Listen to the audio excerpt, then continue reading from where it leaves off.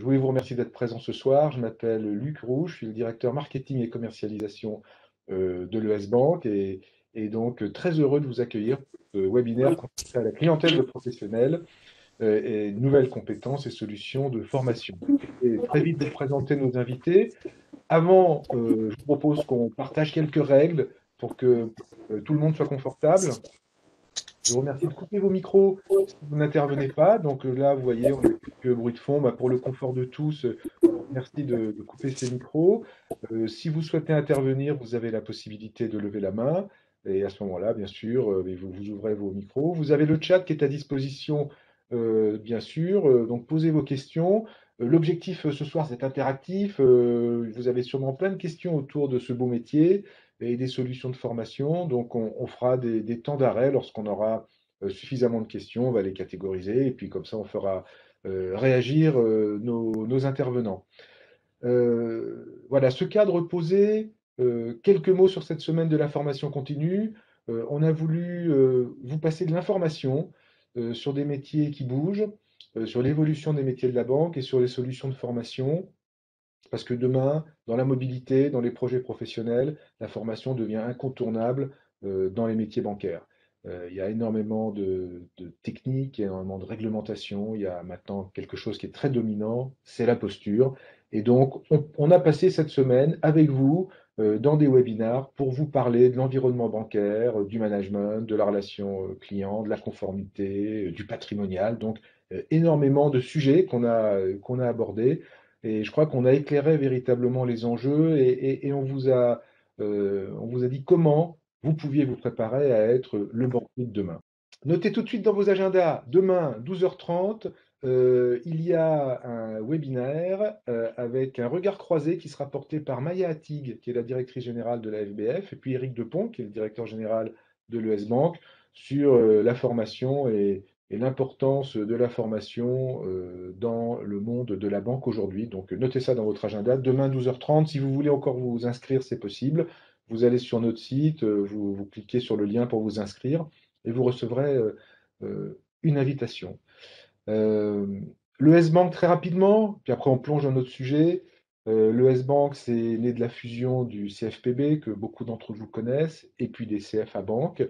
Ça fait rentrer l'école de professionnalisation de la banque dans le monde de l'enseignement supérieur de manière affirmée avec cette appellation École supérieure de la banque. C'est un très bel outil qui forme 4000 alternants par an, 11 000 apprenants en formation continue. Donc c'est ce dont on va parler aujourd'hui, la formation continue dans le domaine du marché des professionnels. C'est une présence sur l'ensemble du territoire, métropole et outre-mer, avec plus de 60 lieux de cours, une dizaine de délégations, et une présence dans 25 pays.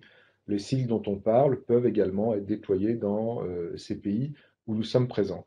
Donc, le leader français des formations banque et finance et préparation au métier de la banque et l'outil de professionnalisation de la profession bancaire. Voilà ce qu'est le S-Bank. On va attaquer tout de suite notre webinaire avec nos invités que je vous présente. Bon, Jean-Christophe Saury, que je salue. Je remercie vraiment Jean-Christophe d'avoir fait son agenda pour être avec nous aujourd'hui. Jean-Christophe est le directeur du marché des pros dans les banques populaires. Et puis Sébastien Aublet. Sébastien, Bonsoir, bonsoir à tous. et Sébastien, qui est donc à l'École supérieure de la banque et qui est en charge de la pédagogie et du diplôme conseiller de clientèle de professionnels. Donc là, on va avoir un bon regard croisé. On a prévu des passages de parole, évidemment, et je vais tout de suite passer la parole à Jean-Christophe pour nous apporter son éclairage sur qu'est-ce que c'est qu'aujourd'hui accompagner une clientèle de professionnels sur le marché. Voilà, très bonne réunion, Jean-Christophe, c'est à vous, et puis on surveille le chat. Merci Luc, bonsoir à toutes et à tous. Bonsoir Sébastien, je suis ravi d'être parmi vous pour vous présenter, en tout cas pour vous parler de ce métier qui est passionnant. Donc effectivement, je suis Jean-Christophe Savry, directeur du marché des pros pour les banques populaires. Donc peut-être juste avant de rentrer dans le vif du sujet, ce qui serait peut-être intéressant, c'est de vous donner quelques éléments de repère pour que vous compreniez concrètement sur quel terrain de jeu évoluent finalement les conseillers de clientèle professionnelle. Donc, en France, il y a à peu près 5 millions d'entreprises, comme vous le savez. Il y a à peu près 96% de ces entreprises qui sont des TPE, c'est-à-dire des entreprises qui font moins de 10 salariés. Donc, ce sont plutôt des structures à taille humaine. C'est un marché qui croît de manière très dynamique depuis maintenant une dizaine d'années, sous l'effet d'un phénomène qui est très clair, c'est qu'il y a une dynamique de création d'entreprises qui est forte. En 2020, il y a eu près de 850 000 nouvelles créations d'entreprises, et dont 60% sont de la micro-entreprise. Donc il y a un fort développement de la fibre entrepreneuriale en France, et ça va encore continuer à s'accélérer. Donc ce qu'il faut retenir sur ce marché, c'est qu'il y a de plus en plus de professionnels, et que c'est une clientèle qui est de plus en plus exigeante, comme vous et moi finalement, et qui est très attentive à la qualité de leurs partenaires. Et le banquier est un des partenaires privilégiés des professionnels. Donc maintenant, si on parle du métier en tant que tel, ce métier finalement réunit deux dimensions qui sont cœur pour moi. Il y a deux grandes dimensions. La première, c'est la dimension humaine finalement, tous les soft skills, c'est-à-dire être en mesure d'être disponible, de faire preuve de réactivité et d'être à l'écoute. Il y a aussi une notion du sens commercial, c'est-à-dire être en confiance, être en mesure de pouvoir générer des conversations, être à l'aise dans la relation avec les autres. Une notion de proactivité, cela veut dire concrètement être acteur dans sa démarche, entreprenant vis-à-vis de ses clients. Et puis évidemment, il y a une autre dimension très forte, c'est la dimension métier, et c'est là où l'ES Bank peut vous apporter toutes les clés. C'est toute la partie technique, c'est-à-dire la gestion de la relation avec la partie privée et professionnelle. Il faut savoir que le conseiller de clientèle gère bien souvent dans l'établissement les deux relations, donc les deux volets, part et privé pardon, et professionnel. Dans les dimensions techniques, il y a aussi être dans l'accompagnement de la connaissance des offres. On doit être crédible, donc connaître l'ensemble de la gamme qui peut être proposée à son client, à ses clients. Évidemment, et enfin, évidemment, une notion qui est très importante en tant que banquier, c'est de savoir gérer le risque. Faire des affaires, oui. Développer son fonds de commerce, oui, mais toujours en visant à créer de la valeur au maximum, à la fois pour le client et pour la banque, et sans en détruire, donc faire très attention à cette notion de risque. Et puis enfin, Luc en a parlé, il y a cette posture de conseil qui est de plus en plus attendue chez le banquier, et le conseiller pro l'incarne énormément, puisqu'il apporte des solutions, on va dire, assez traditionnelles de manière courante, mais il intervient également dans des opérations complexes, donc d'expertise. Donc deux grandes dimensions dans ce marché, dans ce métier, la dimension humaine et cette dimension technique. Alors en plus, c'est un métier qui est quand même extrêmement passionnant parce que vous pouvez rencontrer une multitude d'univers. Ça va du boulanger au coiffeur, au restaurateur, à l'expert comptable, au coach sportif, que sais-je, jusqu'au PME, parce que bien souvent dans les banques, le conseiller professionnel intervient auprès d'entreprises qui vont jusqu'à 1,5 million de chiffre d'affaires. On est quand même sur des structures à taille humaine, oui, mais qui font de l'activité, qui ont pas mal d'activités et qui ont donc des demandes bien spécifiques. Voilà, donc vraiment un univers passionnant sur lequel on a beaucoup d'attentes en tant que banquier. On a besoin de collaborateurs qui soient en mesure d'être dans l'accompagnement de cette clientèle qui est extrêmement précieuse et qui est surtout en mesure de créer de la valeur importante pour les banques. Là, on fait référence au PNB. Voilà, donc maintenant, si on fait, je vois effectivement glisser la slide, donc si on fait le lien avec les principales évolutions qu'on peut observer sur ce métier, finalement, ce qui drive les enjeux bancaires, pardon, c'est quoi? Ce sont les attentes des clients. C'est ce qu'on voit à gauche. Les attentes des clients sont de plus en plus orientées vers des attentes spécifiques. C'est-à-dire que jusqu'à maintenant, encore quelques années, le métier de banquier auprès des pros, c'était surtout de faire du financement. Maintenant, les clients, les professionnels attendent autre chose. C'est-à-dire qu'on doit aujourd'hui être en mesure de les accompagner sur des univers bien spécifiques, comme le développement de l'activité, être en mesure de leur proposer des solutions pour qu'ils puissent avoir un chiffre d'affaires qui progresse, leur apporter des solutions autour de la monétique, en tout cas être là pour leur apporter de l'expertise. Donc côté banque, concrètement, effectivement, le conseil clientèle est au cœur de la relation, il est le pivot de la relation, il ne peut pas être expert sur tout, évidemment, même si vous avez de très solides formations, mais en revanche, vous êtes là pour pouvoir orienter, identifier les besoins et orienter vers les bonnes expertises en interne. Donc, très important d'être crédible, d'être expert et d'être en mesure d'être à l'écoute pour orienter vers les bons interlocuteurs en interne.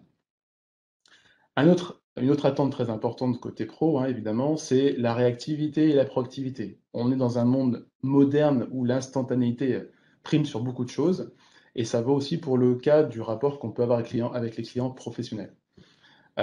Et puis, on l'a également vu notamment dans un contexte Covid. Alors c'est pour ça qu'on a noté sur cette slide-là.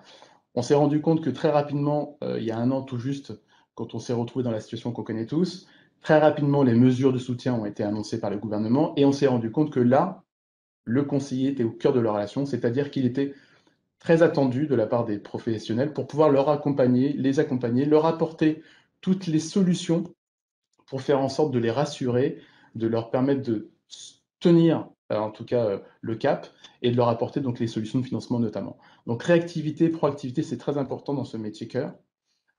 Et ça va au-delà de cette situation Covid, hein. Dans le quotidien, la réactivité est très importante pour faire la différence vis-à-vis de ces clients qui sont souvent, bien souvent, donc la tête dans le guidon dans leur métier et qui n'ont pas le temps d'être eux-mêmes proactifs vis-à-vis de leur banque. Donc, ils sont très, très réceptifs dès lors que c'est vous qui êtes à la manœuvre.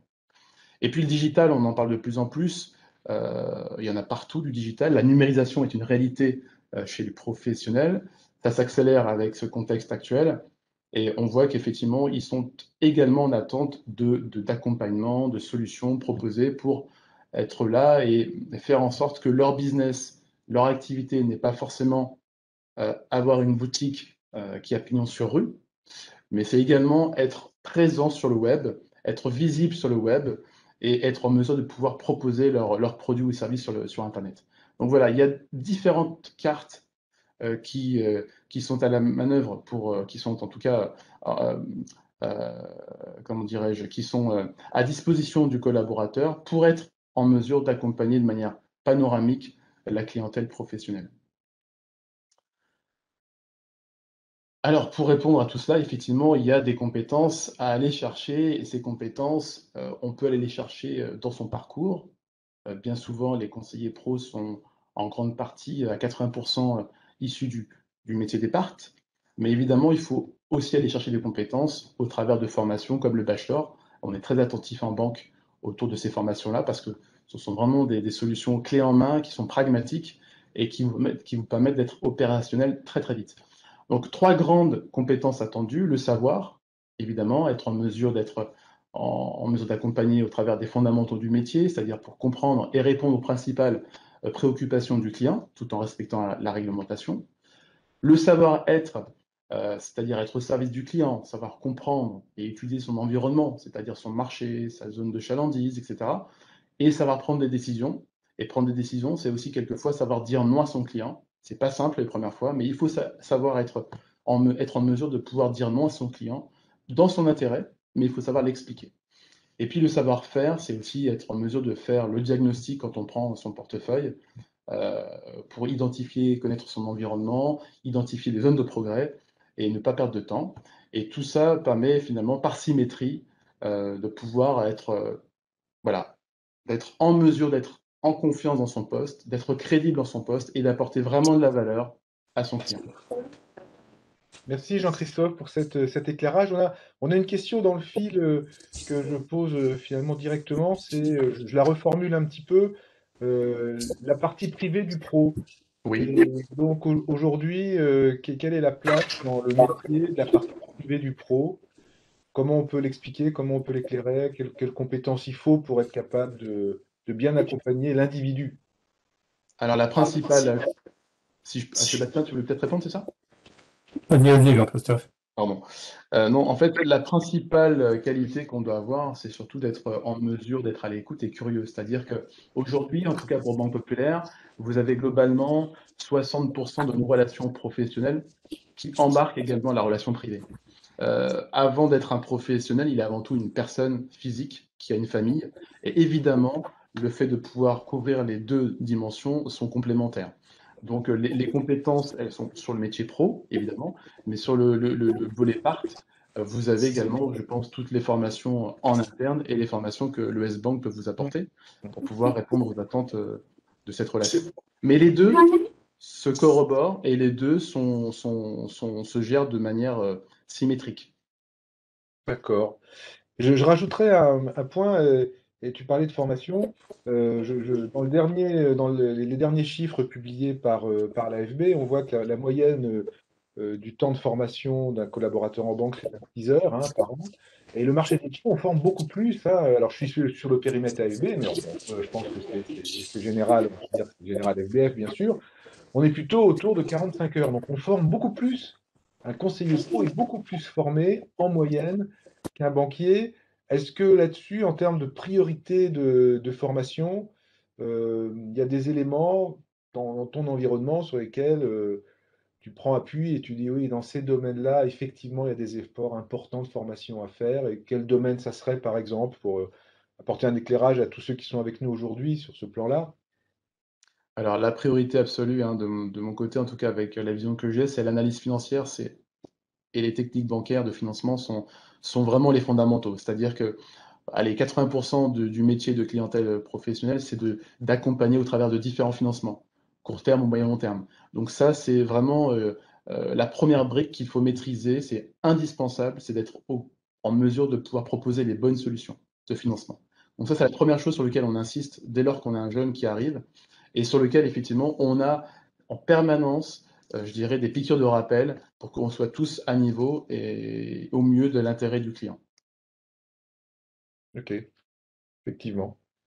Donc ça complète l'exigence au niveau de la posture que tu mentionnais également. Ouais. Alors après, la posture, c'est vrai que c'est aussi dans l'ADN de chacun d'entre nous. On a tous, les uns les autres, peut-être plus d'affinité ou de sensibilité à être à l'aise avec les uns et les autres. Mais en tout cas aussi, on travaille sur cet accompagnement parce qu'il y a des techniques aussi hein, pour pouvoir aborder un client ou un prospect. Il y a des techniques de posture. Et effectivement, ça aussi, ça fait partie des briques qu'on apporte, mais dans un temps deux. Le premier volet, c'est vraiment la compétence technique, c'est fondamental. Et ça permet ensuite finalement au collaborateur d'être à l'aise dans son poste et de pouvoir finalement aller chercher d'autres compétences autour de la posture.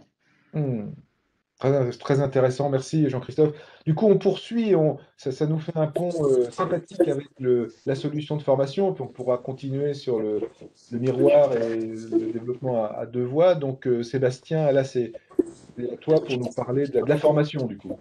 Voilà. Merci en tout cas et encore merci Jean-Christophe pour cette présentation empreinte de toute ton expérience et au travers de laquelle tu as bien précisé, bien dépeint les différentes dimensions que sont celles du chargé d'affaires professionnel. Et je peux m'inscrire qu'en phase avec toi sur l'importance de l'analyse financière. Et vous verrez qu'au travers de notre cursus, au travers des examens, parce qu'on a vraiment ce fil rouge de bout en bout, ces deux dimensions, analyse éco et analyse financière, sont vraiment très prégnantes, même si ça s'accompagne après justement de toute l'approche commerciale.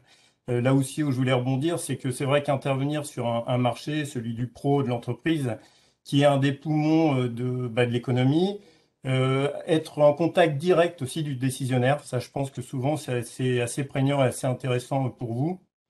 Analyser, comprendre vraiment ses interlocuteurs, ce sont des éléments qui doivent en effet motiver ceux d'entre vous qui se destinent à ce métier, en tout cas qui ont cette volonté-là.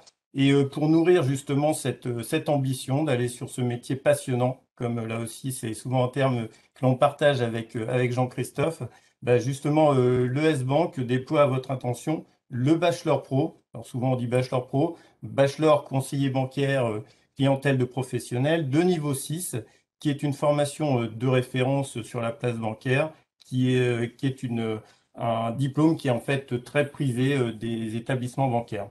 Donc de manière très concrète et à la fois synthétique, à qui s'adresse ce diplôme? À des collaborateurs titulaires d'un bac+2 et comme Jean-Christophe vous l'a dit, souligné tout à l'heure, souvent nos populations, ce sont des chargés d'affaires particuliers, voire des chargés d'affaires patrimoniaux. On a souvent cette population-là. Je fais tout de suite un focus sur ce côté bac+2 sur ce niveau académique qui est sollicité, et je sais que ça tient à cœur aussi de Luc.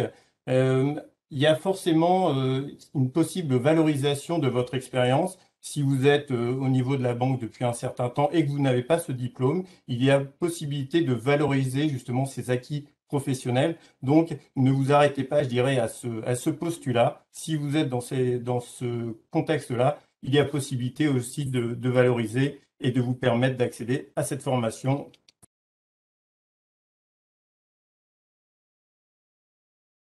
Sur l'autre aspect, à savoir les objectifs, donc comme je vous l'ai dit, on est sur des chargés d'affaires plutôt particuliers et patrimoniaux, et on est dans une formation qui se veut être dans le juste à temps.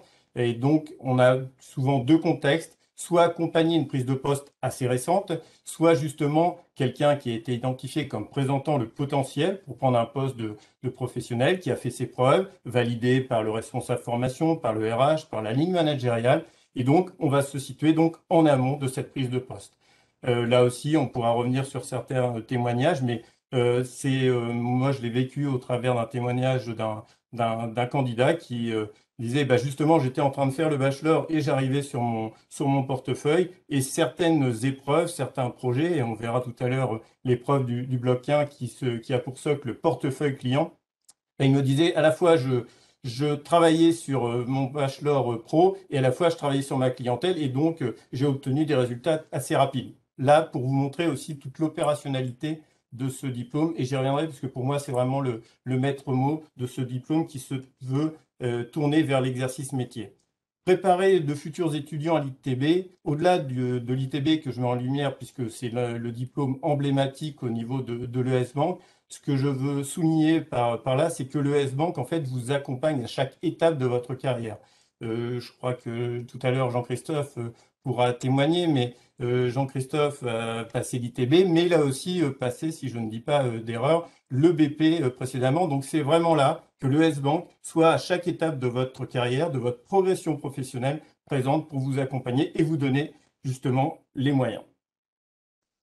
L'autre point que je voulais souligner, avant de passer sur un panorama plus complet et plus visuel, on dit souvent qu'une image vaut 1000 mots, la modalité donc, de ce bachelor, c'est 14 jours de formation qui se décompose en 3 blocs de compétences. On reviendra sur cette notion de bloc de compétences avec plusieurs options à la carte et donc que l'on va retrouver au niveau de ce visuel.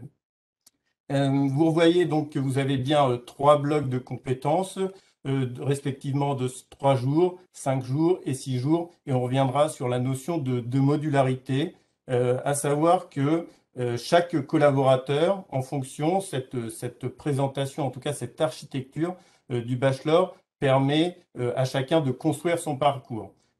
Dit autrement, précédemment, il y a quelques années, avant 2018, pardon, les pouvoirs publics, donc, on était dans une dimension antérieure à la modularité. Dorénavant, la modularité permet de venir chercher un ou plusieurs blocs. J'illustre, si vous avez par exemple un directeur crédit adjoint sur le marché professionnel qui n'a jamais eu d'expérience commerciale, la RH, ses managers vont sans doute l'inciter à avoir cette expérience en front.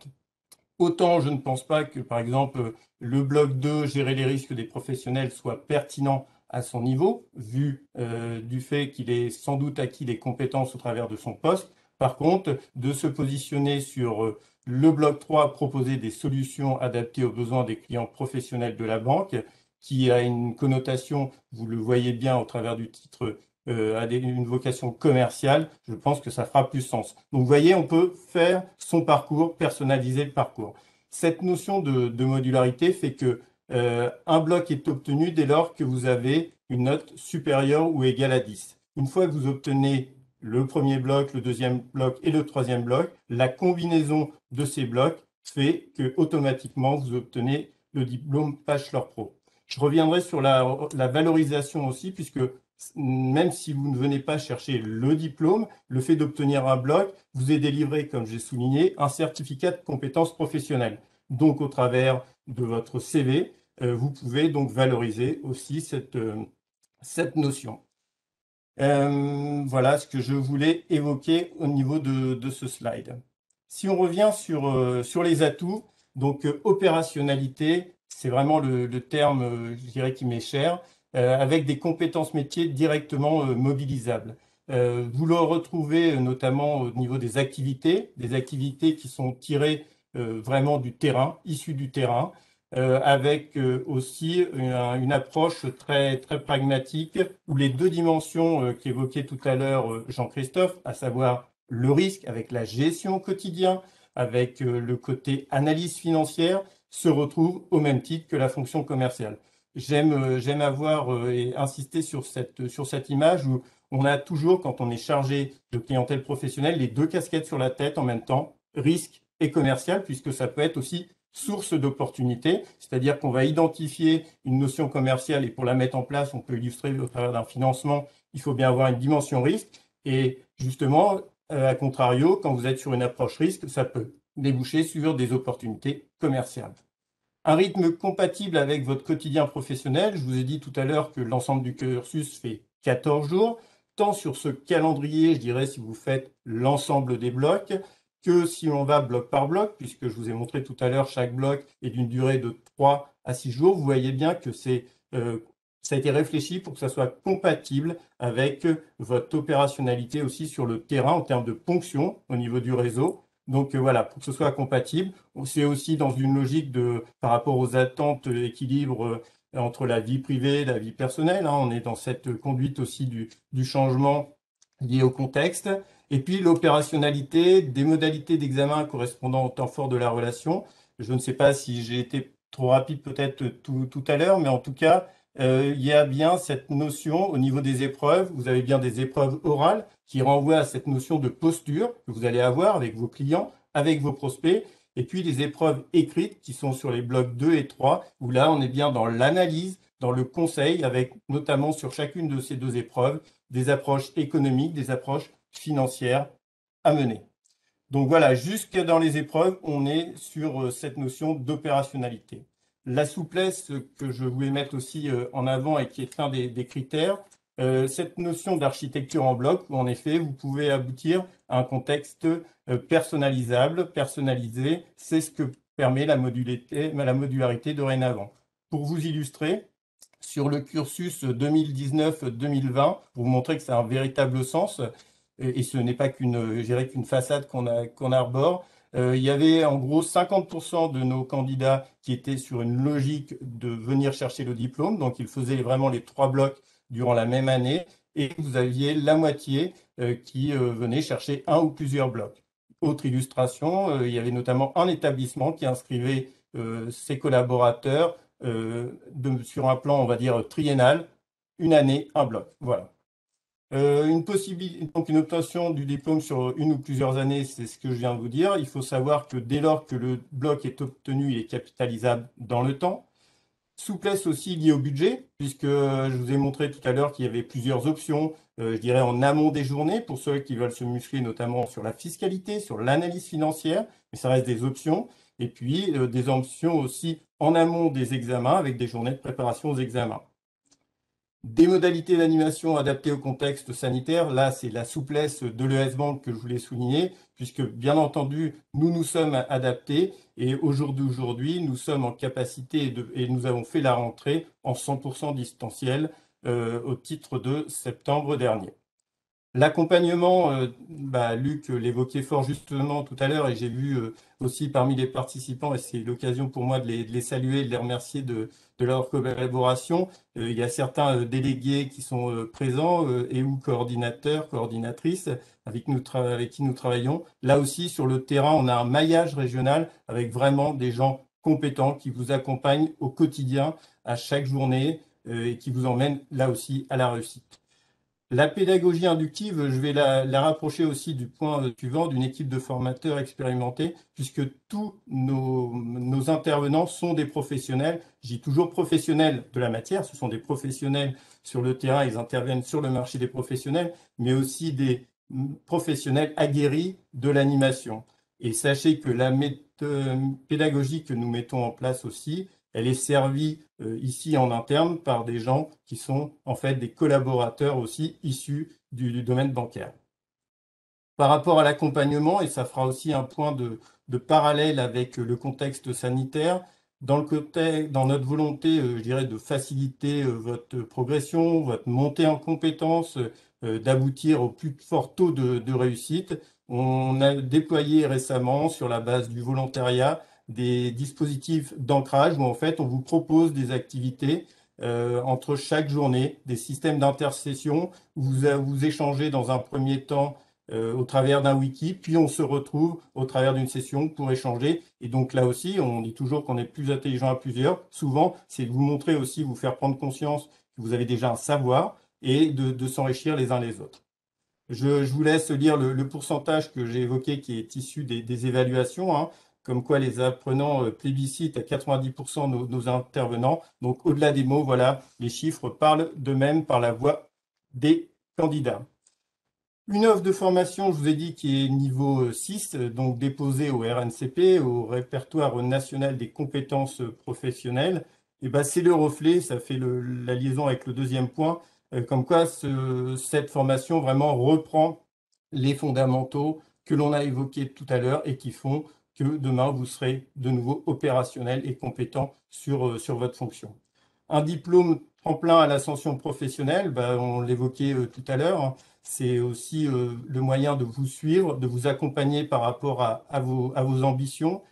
Aussi, vous donner un chiffre, il faut savoir que 78% des chargés d'affaires professionnels sont cadres, à rapprocher par exemple que de 13% des particuliers. Donc, le statut cadre n'est pas une fin en soi, mais en tout cas, voilà, je voulais vous donner aussi cet élément très chiffré pour l'illustrer.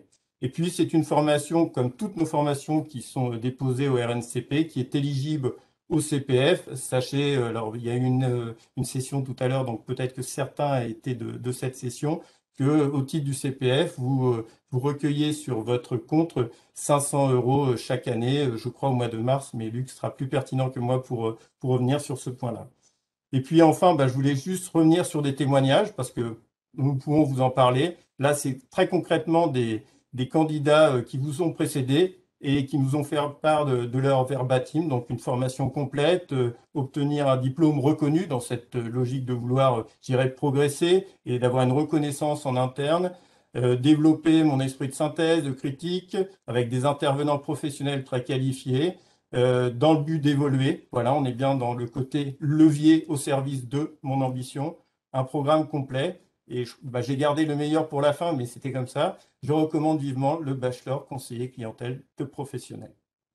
Je pense qu'on a suffisamment parlé. Bah, on va vous laisser la place aux questions. Je ne sais pas s'il y a des questions au niveau du chat. Ouais, merci, Sébastien. On va tout de suite regarder les questions. C'était très clair, hein, cette présentation. Et donc, bah, je vais les lister, je vais les descendre les unes après les autres, et puis on va y apporter des réponses. Challenge pour nous avec Jean-Christophe d'y apporter une réponse. Ah Allez, on ouais, se donne ce challenge-là aussi. oui, ben oui. On va y arriver. Alors, la première question, elle concerne le calendrier. Est-ce que la formation continue, ce qu'on envisage là, c'est en adéquation avec le planning d'un professionnel? Est-ce qu'il faut poser des congés? Comment tout ça, ça marche? Alors, il y a la réponse formation, puis peut-être Jean-Christophe également, l'angle métier. Et je pense que tu veux répondre d'abord, Sébastien, sur le calendrier. Oui, alors comme je l'ai évoqué, la formation en fait dans le calendrier, on va dire classique, par exemple là si on se projette, puisque ça sera votre calendrier, le bloc 1 débutera en octobre 2021 pour se terminer, si vous êtes sur les trois blocs, en mai 2022.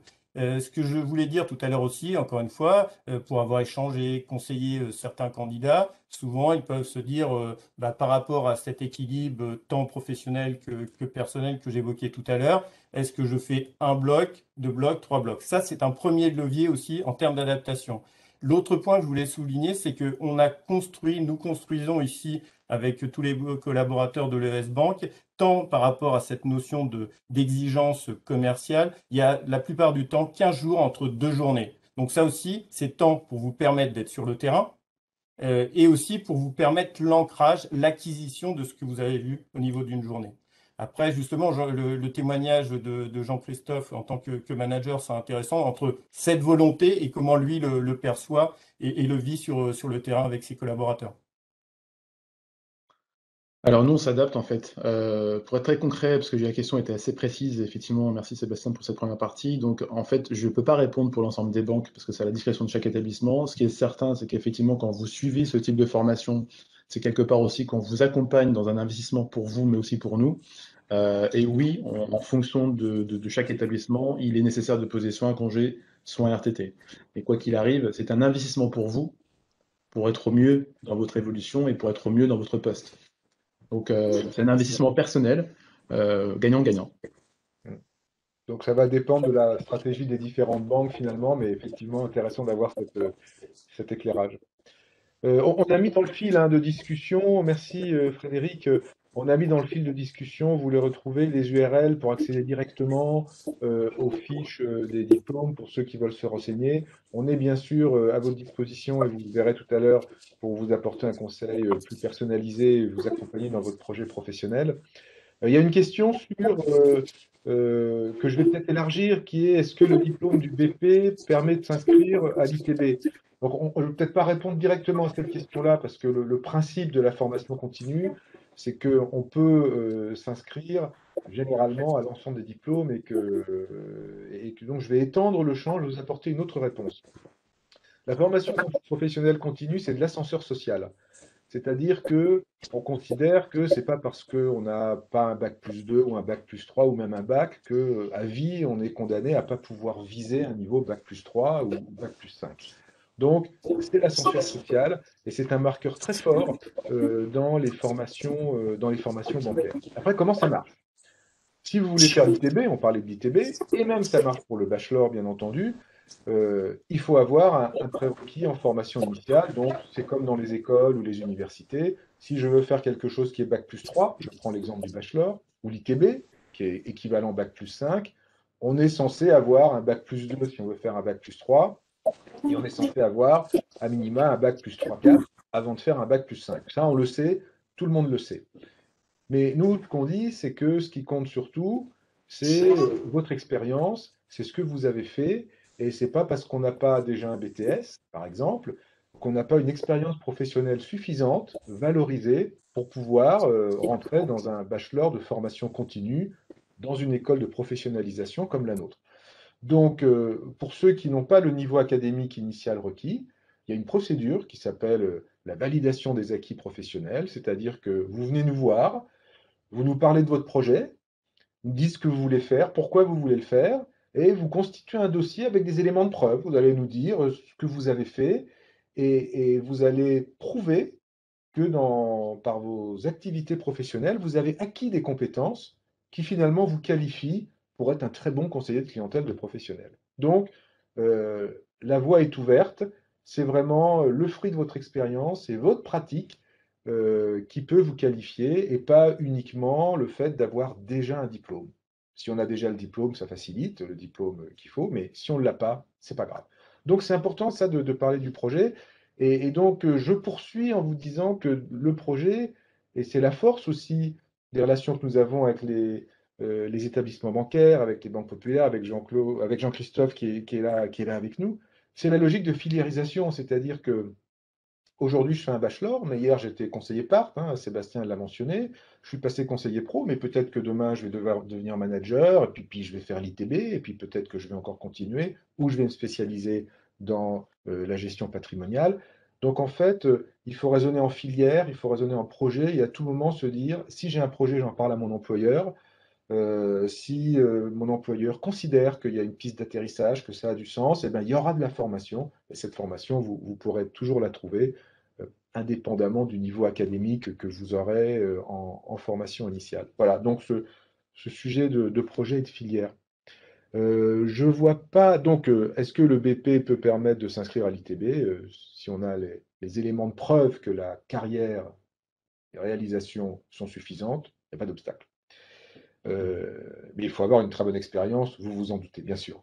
Alors, je ne vois pas d'autres questions, donc du coup, je me tourne vers Jean-Christophe pour une question qu'on peut se poser.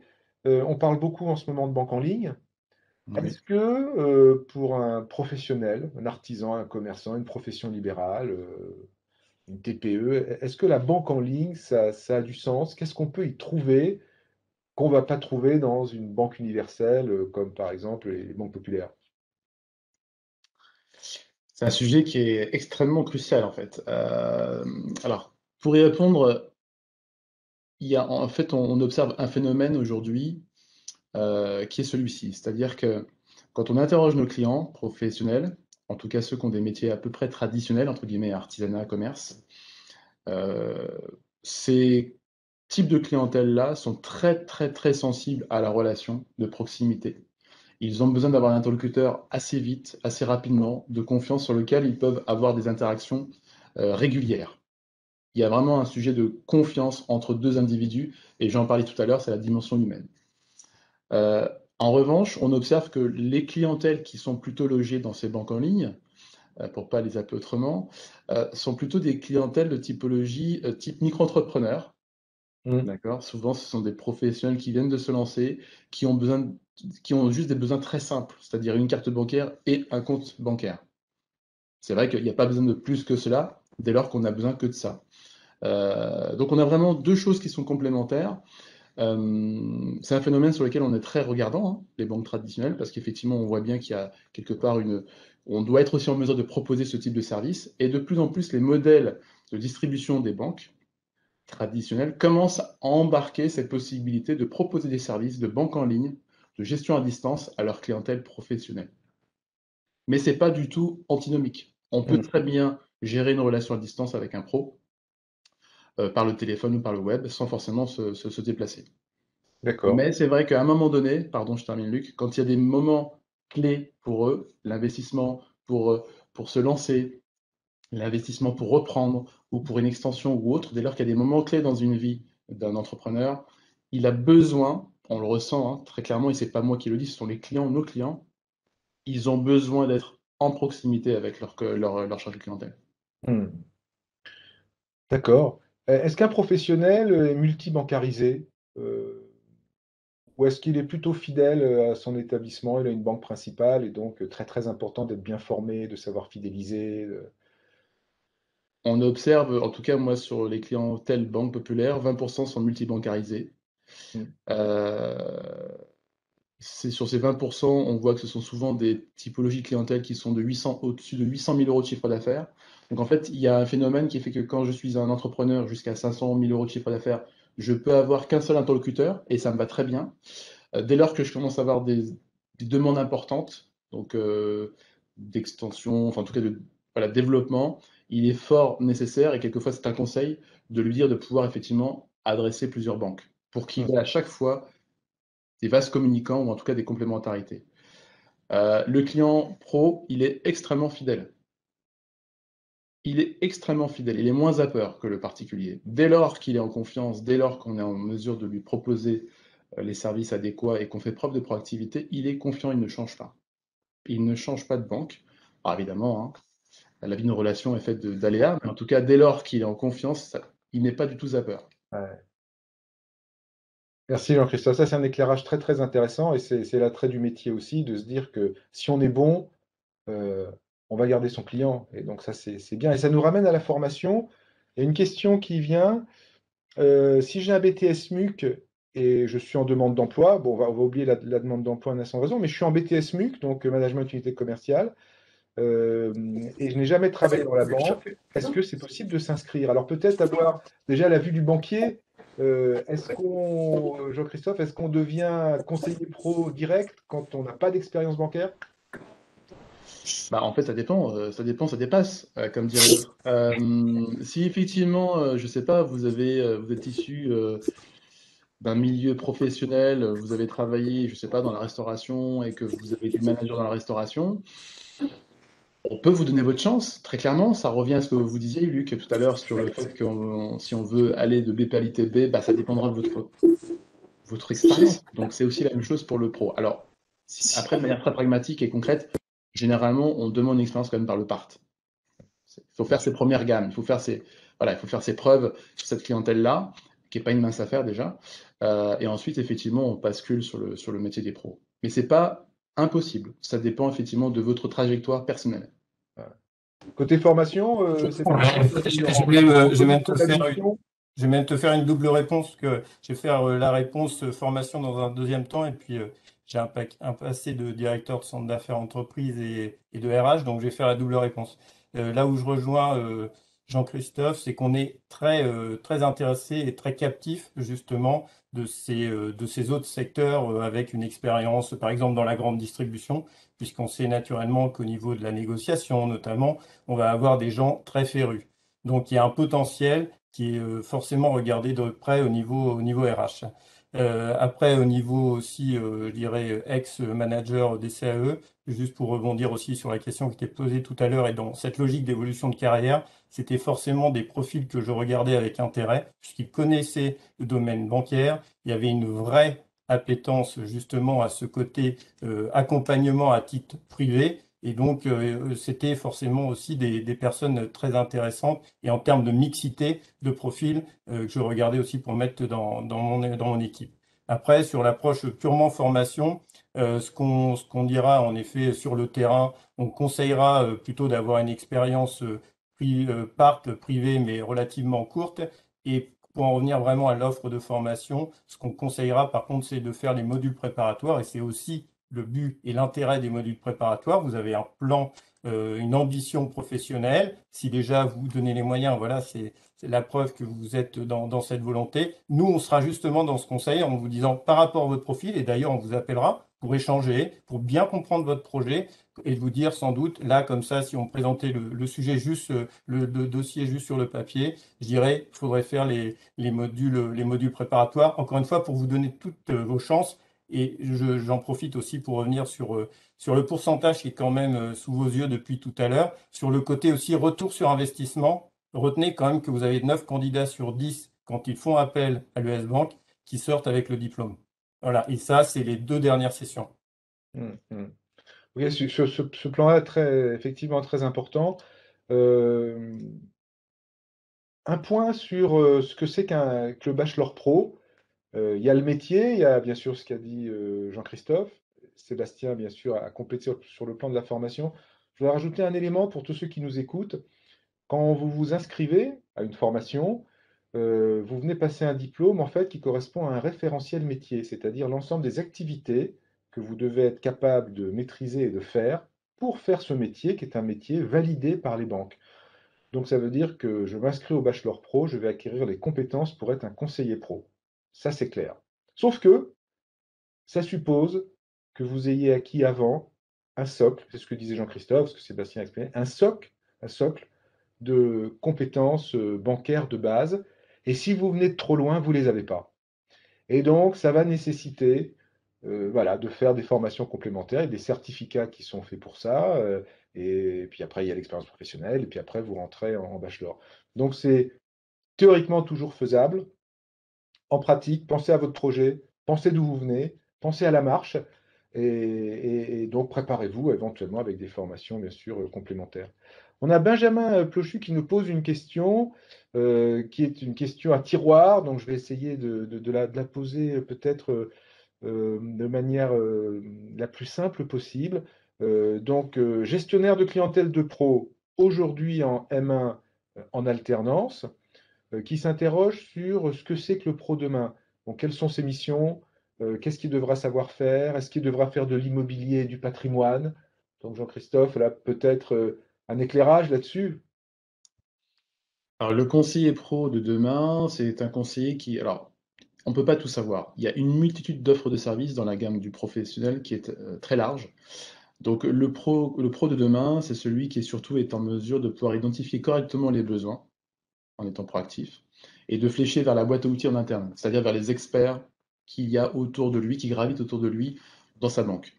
En revanche, les fondamentaux, c'est quoi? C'est ce qu'on a dit tout à l'heure, hein, c'est-à-dire être en mesure d'accompagner et d'identifier les besoins en termes de financement, donc être en mesure d'avoir une bonne appréhension du risque, premièrement, toujours, ça restera le cas. Deuxième chose, effectivement, il est en mesure d'être force de proposition dès lors que son client a des perspectives d'évolution ou qu'il rencontre des problématiques, être force de proposition pour pouvoir proposer toujours la bonne solution en fonction de la situation de son client, et puis être celui qui sera le plus différenciant, parce que le pro de demain, il devra être plus que jamais sur le terrain, c'est-à-dire qu'il doit toujours être en mesure d'être chez son client.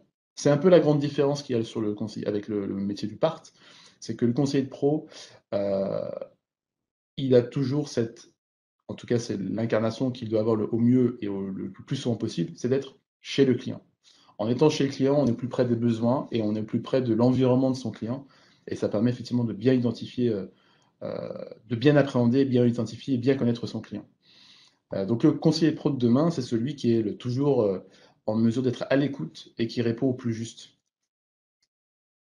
D'accord.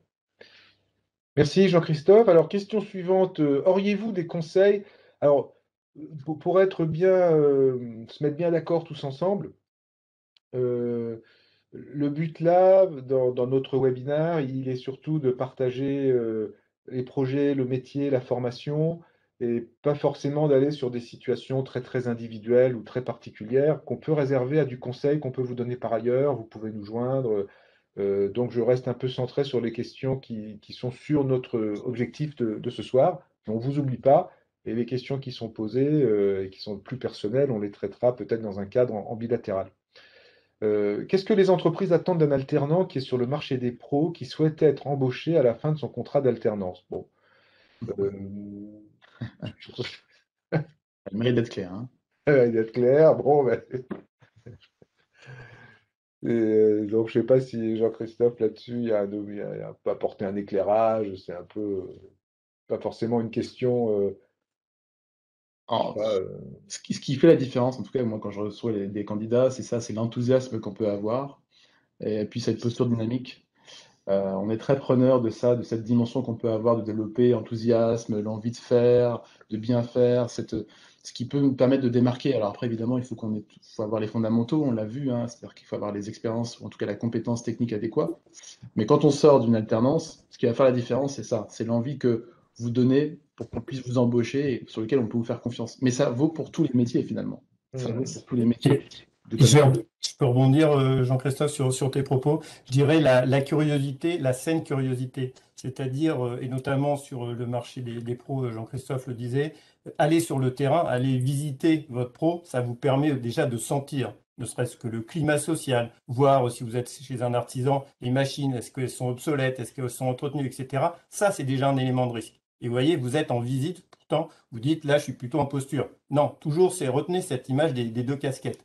Et vraiment, cette notion de je suis en veille, tant sur l'évolution de l'environnement que curieux j'ai un mouvement qui passe au compte. Tiens, c'est normalement un client qui est franco-français et il y a par exemple un transfert ou un rapatriement, c'est-à-dire que c'est des natures de virements venant de l'extérieur, ça doit attirer votre attention. Soit c'est en effet un élément d'alerte risque dans le sens négatif, c'est peut-être une fraude. Et imaginez si vous appelez le dirigeant pour lui dire j'ai détecté ça et vous allez permettre que les fonds ne partent pas dans un pays où on ne pourra jamais les retrouver. Ça, c'est voilà, vous êtes bien sur votre vocation risque. Et en voyant ce transfert ou ce rapatriement, vous allez l'approcher et peut-être que justement, lui va vous dire ah, je vois que vous suivez vraiment mon compte parce que, en effet, je viens d'ouvrir un marché sur l'international, ce qu'il n'avait pas encore fait jusque-là. Vous voyez l'image que vous allez générer vis-à-vis de votre client, c'est j'ai bien, pour le coup, un professionnel en face de moi. hmm. Voilà, donc ça répond aussi à la question que pose Safia, c'est comment on se démarque pour être recruté en conseiller pro. Bah, je pense que Jean-Christophe et Sébastien là ont apporté les réponses. Qu'est-ce qu'on peut préconiser à un conseiller part qui a 1, 2 ans d'expérience, sans profil, avec un profil commercial, mais sans véritable formation du secteur bancaire? Donc, un conseiller part, mais qui n'a pas de formation du secteur bancaire.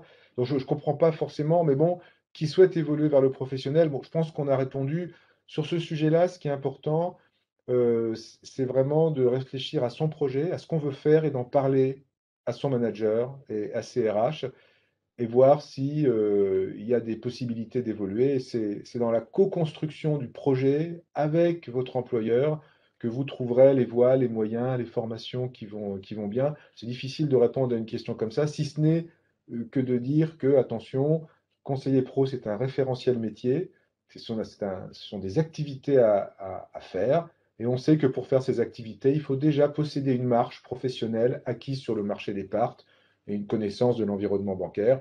Voilà, donc c'est difficile de répondre précisément sans échanger avec vous, mais euh, raisonnez plutôt en projet, parlez-en à votre employeur et avec vos ressources humaines et co-construisez. Je pense que c'est ça qui est le point véritablement important.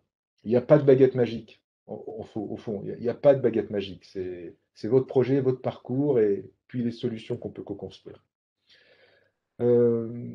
J'ai à peu près éclusé ce qu'on avait, je crois, dans le chat. Euh, j'ai à peu près éclusé, je crois, ce que nous avions dans le chat. Donc, écoutez, euh, il est 19 heures. On avait dit qu'on respecterait les agendas. Euh, il y a eu pas mal d'échanges. Demain, on peut poursuivre et vous pouvez poursuivre, et notamment à 12h30, notez dans votre agenda d'assister à ce regard croisé entre Maya Attig, directrice générale de l'AFB, de la FBF, et Éric Depont, directeur général de l'ES Bank, sur la formation professionnelle, cet enjeu majeur pour le secteur bancaire. Je tiens à remercier Jean-Christophe qui a trouvé le temps dans son agenda de venir apporter son témoignage de patron du marché des pros des banques populaires. Merci beaucoup, Jean-Christophe.